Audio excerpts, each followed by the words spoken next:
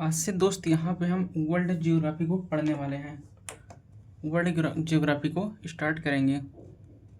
विश्व का भूगोल, वर्ल्ड जियोग्राफी।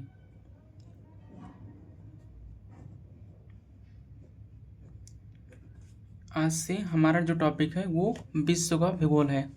आपको दोस्त विश्व को जो भूगोल है विश्व का, उस विश्व के भूगोल में कौन कौन से टॉपिक को आपको पढ़ना है उसको हम डिस्कस यहाँ पे करते हैं। सबसे पहले जैसे हमारा टॉपिक क्या है, विश्व का भूगोल। यहाँ से हम स्टार्ट करेंगे। अब पहले हम विश्व का भूगोल पढ़ेंगे, उसके बाद मित्र हम पढ़ेंगे क्या, भारत का भूगोल।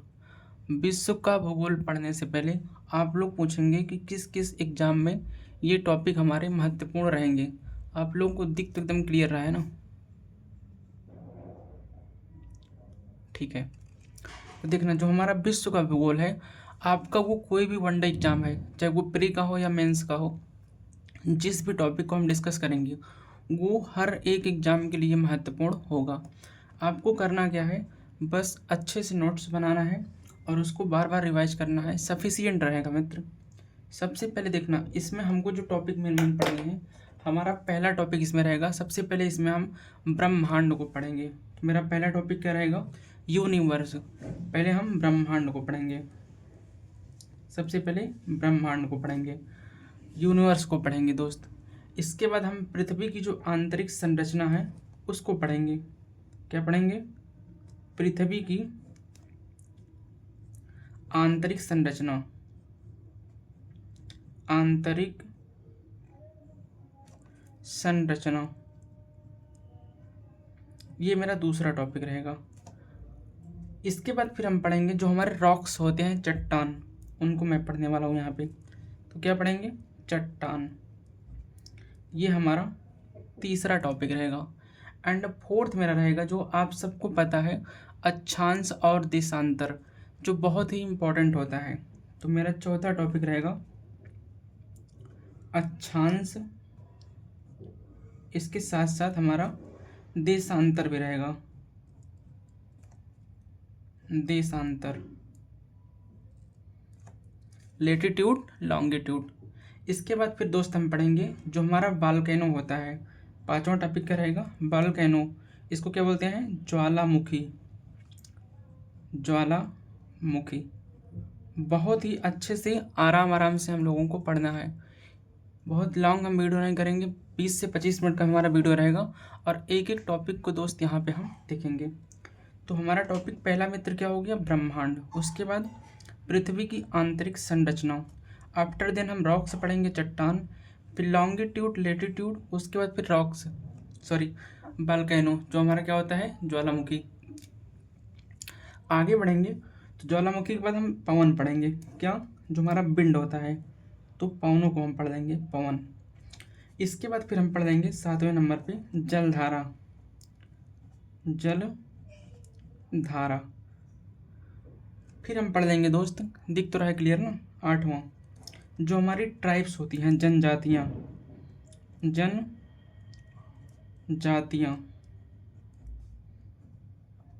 ये हम पढ़ लेंगे, जनजातियाँ। इसके बाद हम आगे चलेंगे तो आगे पढ़ेंगे हम दोस्त, यहाँ पे हम कुछ मैपिंग के पार्ट पढ़ लेंगे, कुछ पार्ट हम मैपिंग पढ़ लेंगे। उसके बाद हम पढ़ेंगे महाद्वीप, महाद्वीप। फिर हम पढ़ेंगे महासागर, महासागर। तो ये हमारे पूरे वर्ल्ड जियोग्राफी में टॉपिक रहने वाले। कौन कौन सी, पहले हमको ब्रह्मांड पढ़ना है, फिर पृथ्वी की संरचना, चट्टान, लॉन्गिट्यूड, लेटीट्यूड, ये जो हमारी ज्वालामुखी है, वोल्केनो, विंड, जलधारा जो हमारी है, ये वाटर लेब्राडोर, ट्राइब्स, मैपिंग, महाद्वीप और महासागर। आप लोग क्या करते हैं, विश्व के भूगोल में महाद्वीप और महासागर यहीं से शुरुआत करते हैं, लेकिन इसके पहले हम क्या करेंगे, ये सब जो हमने लिखा ये सारे को हम पढ़ना शुरू करेंगे। अब जो हमारा जैसे पहला टॉपिक है तो क्या है, ब्रह्मांड। तो आज हम दोस्त जो भी पढ़ेंगे ब्रह्मांड के बारे में पढ़ेंगे। तो आज की हमारी हेडिंग रहेगी पहली, ब्रह्मांड। पहला हेडिंग हमारा क्या रहेगा, ब्रह्मांड।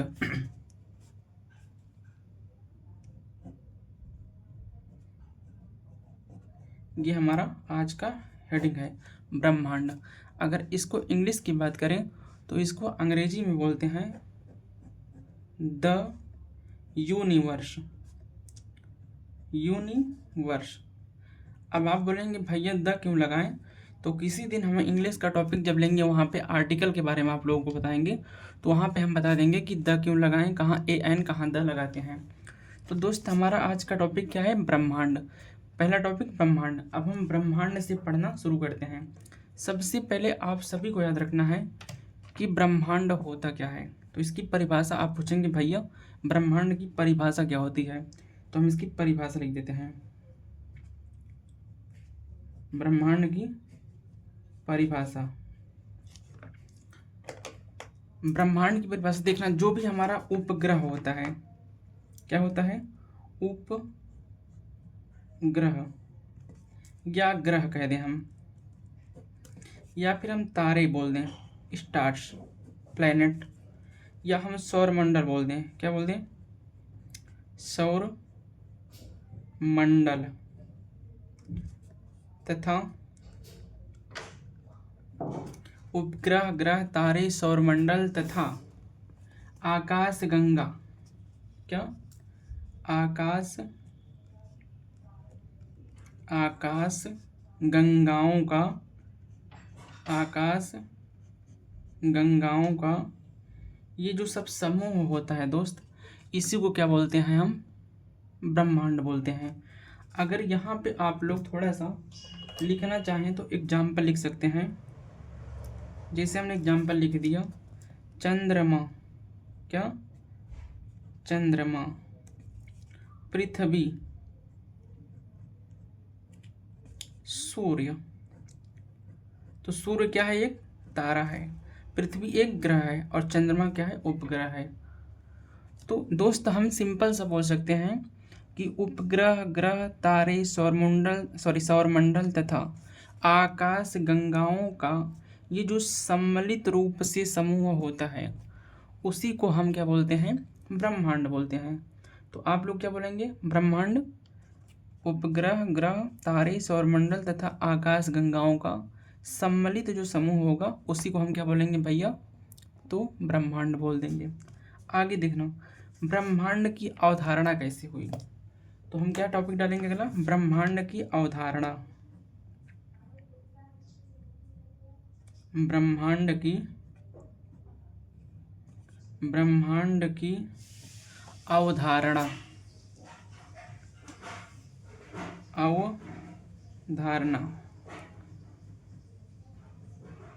देखना, जो ब्रह्मांड की अवधारणा के कॉन्सेप्ट हैं ये दो प्रकार के हैं।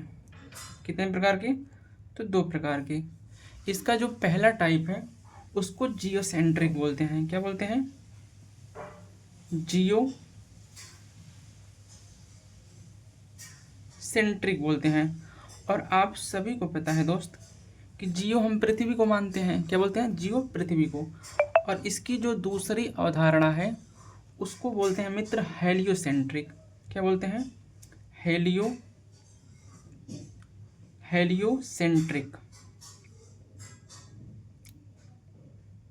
हेलियोसेंट्रिक। और आप थोड़ा सा ये काम करना कि अपने नोट्स में यहाँ लिख देना, हेलियो का मतलब होता है सन और जियो का मतलब क्या होता है, पृथ्वी। अब देखना इसका मतलब क्या हुआ, जो जियोसेंट्रिक है, ये जियोसेंट्रिक ये कहता है, थोड़ा सा एक मिनट, एक सेकंड, बस एक सेकंड, थोड़ा हथियार में धार लगा रहे हैं ना। जैसे मान लो हमारा एक ये हो गया और दूसरा ये हो गया,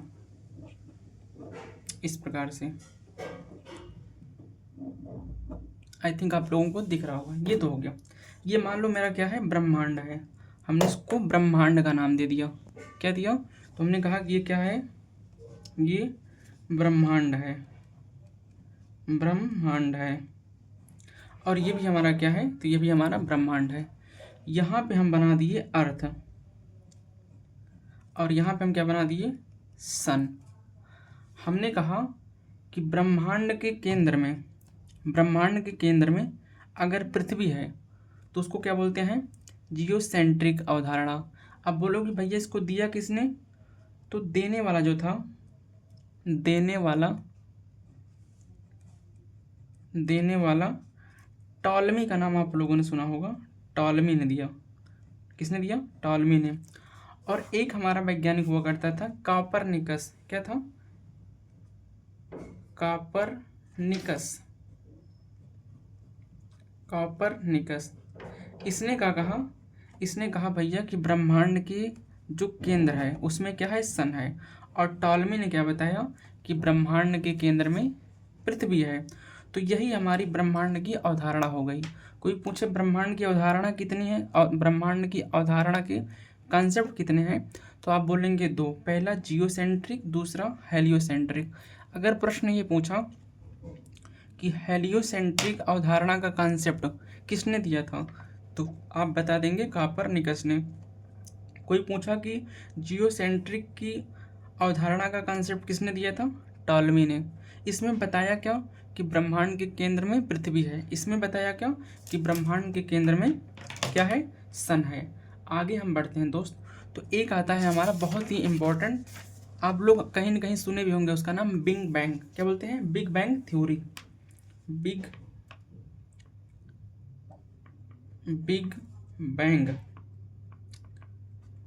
बैंग थ्योरी, इसको हिंदी और इंग्लिश दोनों में यही बोलते हैं, बिग बैंग थ्योरी। अब आप बोलेंगे ये क्या है, तो बिग बैंग थ्योरी में ये बताया गया कि ब्रह्मांड का क्या हो रहा है, निरंतर क्या हो रहा है, विस्तार हो रहा है। ब्रह्मांड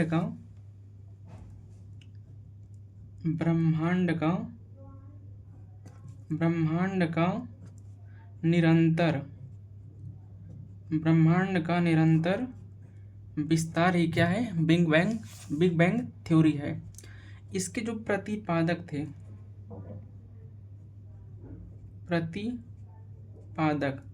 तो आप लोग जानते होंगे या नहीं जानते हो, तो आप जान लो कि जो बिग बैंग थ्योरी के प्रतिपादक थे उनका नाम था जॉर्ज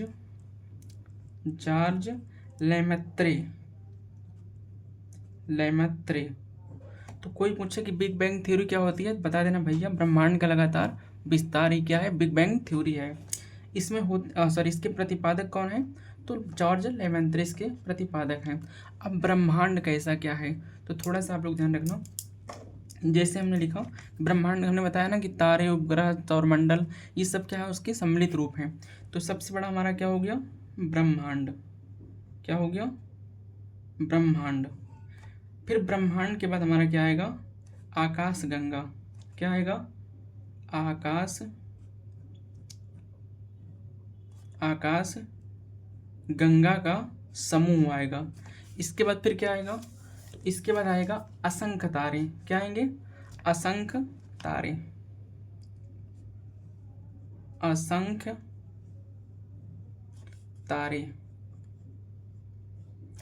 फिर असंख्य तारों के बाद क्या आएगा दोस्त, तो आप बोलेंगे जब असंख्य तारे, जैसे एग्जाम्पल देखना, इसमें एक तारा हमारा क्या है, सन।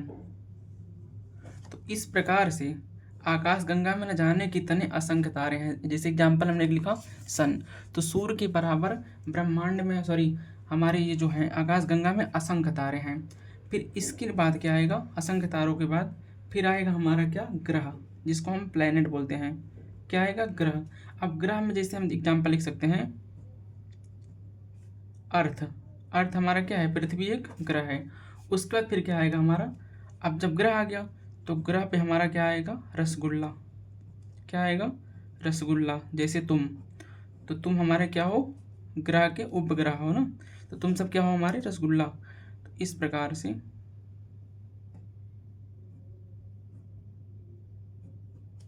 ये मान लो ग्रह पे, पृथ्वी पे तुम लोग रहते हो। तो ये हमारा हो गया कॉन्सेप्ट, सबसे बड़ा ब्रह्मांड। फिर आकाशगंगा में असंख्य तारे हैं। उसके बाद फिर ग्रह आएगा, ये ग्रह के बाद क्या आएगा, फिर उपग्रह। तो इस प्रकार से हमारा ये क्या हो गया, ब्रह्मांड की जो हमारी कॉन्सेप्ट, मतलब जो उसकी ऑर्डर है उस प्रकार से। तो आपको मैंने ब्रह्मांड बताया पहले ही कि ग्रह उपग्रह इन सब का सम्मिलित रूप से क्या होता है, सम्मिलित रूप से इनका समूह क्या कहलाता है, ब्रह्मांड। दूसरे नंबर पे आएगा आकाशगंगा। तो आपके जहन में एक प्रश्न आता होगा कि भैया ये आकाशगंगा क्या होता है। तो आप लोग याद रखना मोटा मोटा कि असंख्य तारों का समूह, ये मैंने लिख दिया ना, असंख्य तारों का समूह क्या होता है, आकाशगंगा होता है। ये जो समूह होता है उसी को पुंज भी बोलते हैं। क्या बोलते हैं, असंख्य तारों का समूह या पुंज, उसको क्या बोलते हैं, आकाशगंगा बोलते हैं। जैसे हमने लिखा सूर्य, पृथ्वी, ये सब क्या है, सूर्य क्या है, एक तारा ही ना है, ग्रह ही ना है। ऐसे ही पृथ्वी है हमारी। तो इस प्रकार से सब इसमें आएंगे आकाशगंगा के भीतर। उसके बाद देखना, आकाशगंगा तो हो गया, अब हम चलते हैं आगे ग्रह पे। तो अब हमारा अगला कॉन्सेप्ट होगा ग्रह। उससे पहले थोड़ा सा आप लोगों को एक बात याद रखनी है। जैसे मान लो ये हमने बताया, ये मान लो हमारा आकाशगंगा है। आकाशगंगा का ये क्या है, हमारा आकाशगंगा है। आकाशगंगा का ये केंद्र होगा। ये जो आकाशगंगा का केंद्र होता है दोस्त, इसी को बल्ज बोलते हैं। क्या, बल्ज। तो कभी अगर आपसे पूछें कि बल्ज क्या होता है, तो आप लोग बता देना कि जो आकाशगंगा का केंद्र होता है उसी को हम क्या बोलते हैं, बल्ज बोलते हैं। कहीं न कहीं एक बार पीसीएस जैसे एग्जाम में पूछा था कि बल्ज क्या है। तो आप लोग याद रखना मोटा मोटा कि आकाशगंगा का केंद्र ही बल्ज होता है।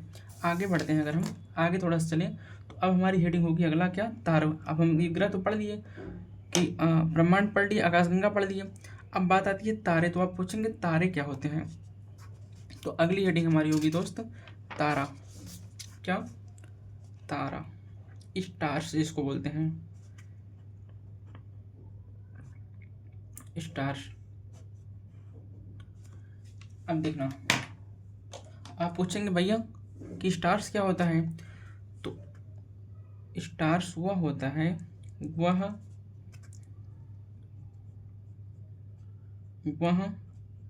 खगोलीय पिंड, वह खगोलीय पिंड जिसमें, वह खगोलीय पिंड जिसमें सोर्स ऑफ लाइट हो, सोर्स ऑफ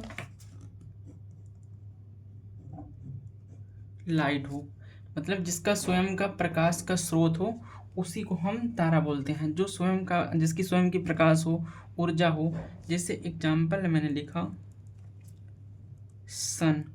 तो सन का स्वयं का प्रकाश है, अपने प्रकाश से ये प्रकाशित होता है। तो जिसका स्वयं का प्रकाश हो वो क्या होता है, तारा होता है।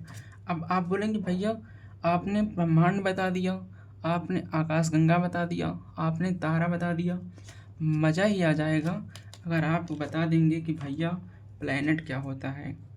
क्या, ग्रह क्या होता है, प्लैनेट, प्लैनेट क्या होता है। अब बोलेंगे भैया जैसे इसको बताएंगे तो वो क्या हो जाएगा, हमारा सोने पे सुहागा हो जाएगा। तो लिख ले भाई, जैसे मैंने बताया कि वह खगोलीय पिंड जिसमें सोर्स ऑफ लाइट हो, स्वयं का प्रकाश हो, तो हमारा तारा होगा। तो अब लिख लो कि जिसमें प्रकाश ना हो, ग्रह क्या होगा। जैसे पृथ्वी हमारी एक ग्रह है, सूर्य के प्रकाश से प्रकाशित होती है। तो लिख लो, अपने से बना लोगे कि स्वयं का प्रकाश न हो तो क्या होगा, वो ग्रह हो जाएगा। एक और लिख सकते हो परिभाषा है कि यह अपने तारे के चारों ओर एक्स्ट्रा पॉइंट है, याद रखना, यह अपने तारे के चारों ओर चक्कर, या इसको लिख सकते हैं परिक्रमण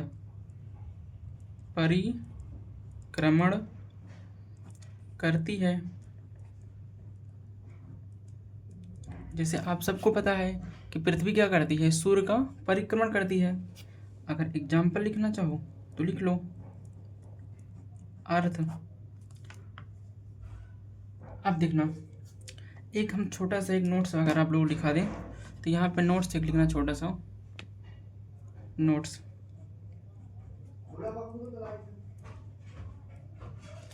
एक नोट हमारा है,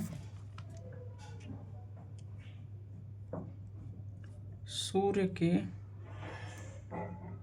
सबसे निकटतम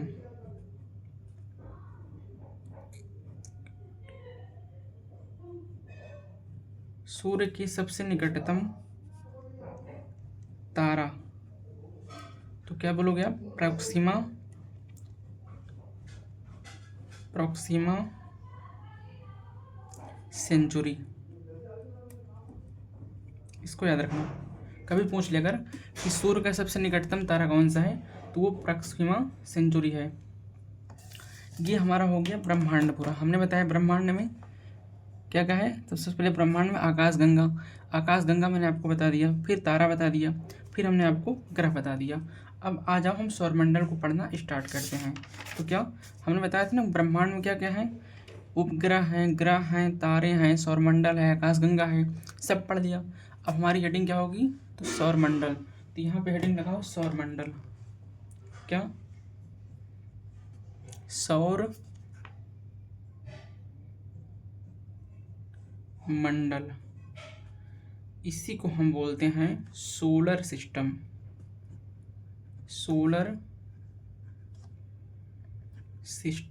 और खूब आप लोग सोलर पैनल इस समय देख रहे होंगे। तो ये हमारा सौरमंडल। अगर सौरमंडल में देखोगे दोस्त, तो इसमें सन प्लस 8 क्या है, प्लेनेट हैं। अब बेसिकली आप लोग ज़्यादातर यहीं से पढ़ना स्टार्ट करते हैं, सौरमंडल से आप लोग पढ़ना स्टार्ट करते हैं। तो आप सबको पता है कि सौरमंडल में क्या क्या है। तो सबसे पहले सन है, उसके बाद उसके 8, सन क्या है, एक तारा है, उसके 8 क्या है, ग्रह हैं। क्या है, 8 ग्रह हैं। अब जैसे देखना, इसको हम बनाते हैं,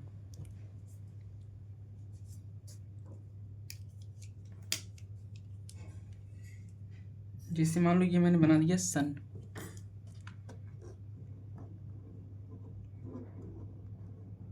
ये मेरा क्या हो गया, सन हो गया।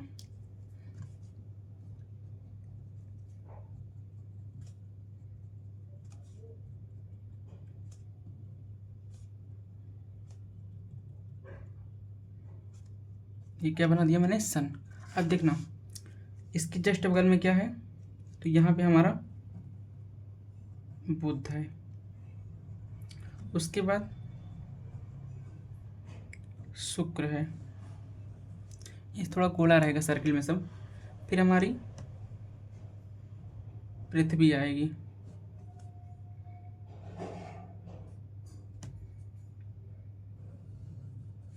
उसके बाद मंगल आएगा। क्या आएगा, मंगल। फिर क्या आएगा, बृहस्पति।